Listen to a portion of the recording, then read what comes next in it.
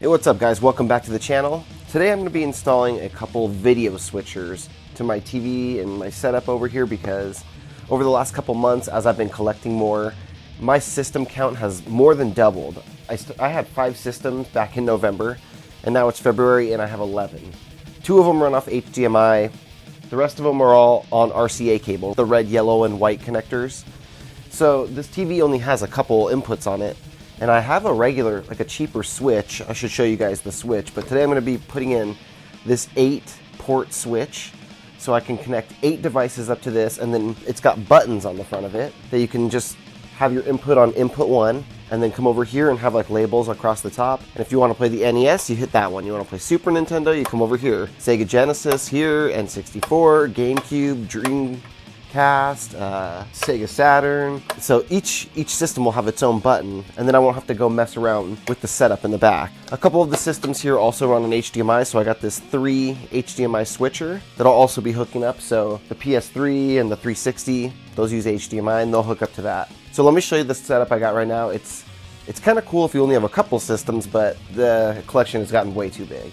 So when you come around the side here, this is what I got. I have this little 3 switcher, and for a while I had N64, SNES, and Nintendo Wii on it. Then I had the Genesis up to a second input 2. But then it got kind of annoying, and every time I needed to plug in another system to test something, well, you could see actually back here, if you move the switcher, all these other sets of RCA. So got quite a few of them back here. And actually, I'm going to move the ones from input 2 back over to this too. So I'm going to unhook all this stuff. I'm also going to remove this. This is the NES and it hooks up through the coax, but the NES has RCA cables on the side of it. So I'll be hooking up to those because it's a way better picture, and this is pretty bad. The quality on this is pretty bad. So let's get switching the switchers. Okay, so one of the first things I'm going to do is put a piece of tape on my switcher. And now I'm going to create a list of what systems are going to go on what channel. And I'm going to do them in order, so I'll probably do all the Nintendo systems first. And if you notice the way my shelves are set up, it kind of goes in order across the 2 shelves with all the Nintendo. Not in order of the system's age, but we got all Nintendo stuff here on the top shelf. And we got all Sega stuff going here on the second tier. Then we got all the PlayStation stuff down here. Xbox is down there. That's how they're organized. So I got to decide, do I want to put them in the same order that they're displayed, or do I want to put them in like chronological order, like NES, SNES, N64, then GameCube.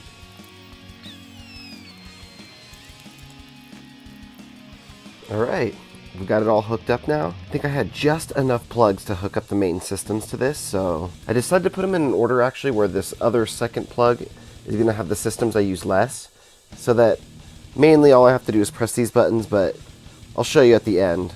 Sometimes I'll need to go to this other controller too. So for input 1, we have the NES with Mario 3 going right now. Switch it over to input 2, Super Mario World on the Super Nintendo. And number 3 is N64. Got Banjo-Kazooie in there. 4, we got the Wii, one of my favorite systems. 5, we got the Genesis.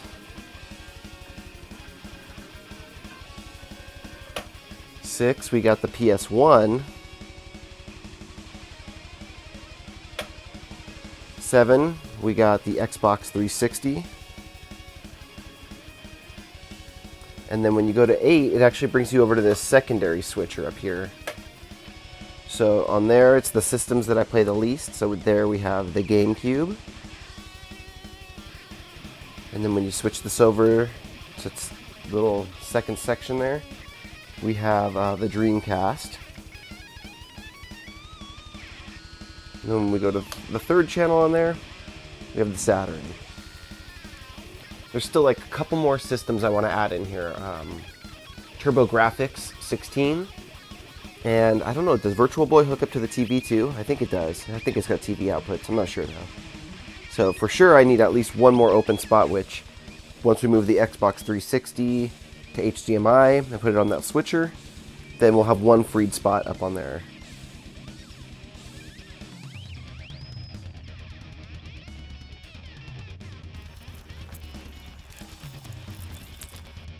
Alright, now we got the HDMI switcher over here.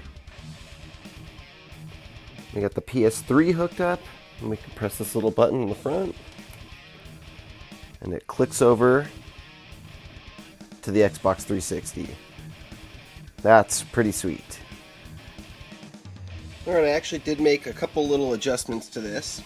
I removed the Xbox 360, like I said, and put it on the HDMI switcher. And we still have one more spot open, so when I get like a PS4 or whatever else, that'll go on the HDMI switcher back there. But I added these nice labels here, and then we put the PS2 on channel 7 now. So I had that on composite on another channel input on the TV, but now it's nice and simple. We got NES, Super NES, and 64, the Wii, Genesis, PS1, PS2, and then channel 8 is remote, which brings you up to here, where we have 3 channels. We have the GameCube, the Dreamcast, and the Sega Saturn. When I do add in that TurboGrafx 16, I guess I'm going to have to add it to the other input on the TV, or at some point just buy another box, a second remote. I haven't seen ones that go higher than 8 channels, but I could hook up a second box to the 8th channel, and then have it all on one input on the TV. So I don't know, we'll see what I do. So if you guys are looking for a solution like this, check the links in the description. I put links to these products down there, so if you want to buy them, you can buy them through my Amazon affiliate link, and it helps support the channel a little bit.